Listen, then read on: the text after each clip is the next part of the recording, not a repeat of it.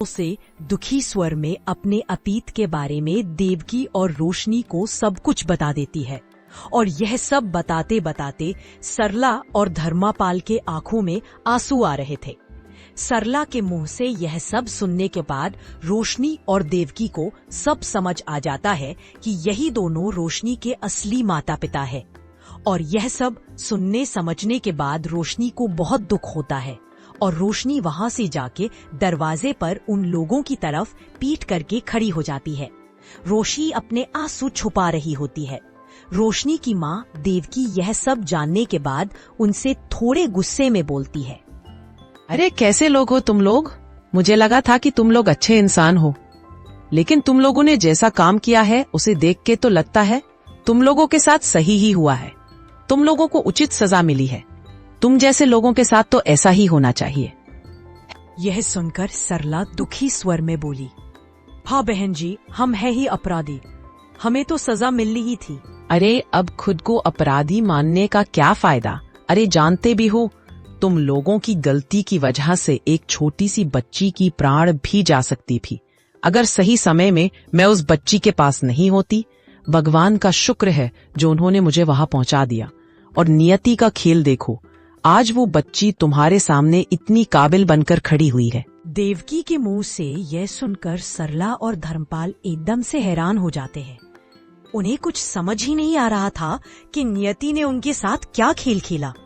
दोनों रोशनी की तरफ देखते हैं और उसके पास जाते हैं और बिना किसी देर के इतने बरसों के पछतावे को दिल से निकालने के लिए रोशनी से दोनों हाथ जोड़कर रोकर माफी मांगने लगते हैं।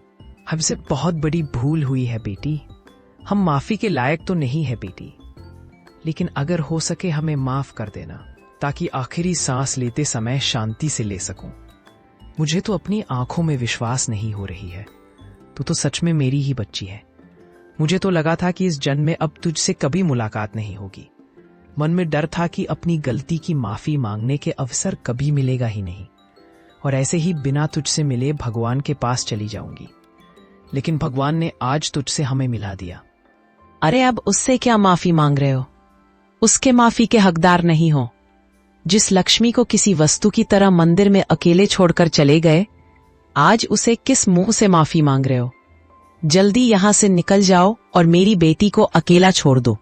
तभी रोशनी बोलती है, रहने दीजिए माँ, जो हुआ सो हुआ, मुझे इनसे कोई खेद नहीं है।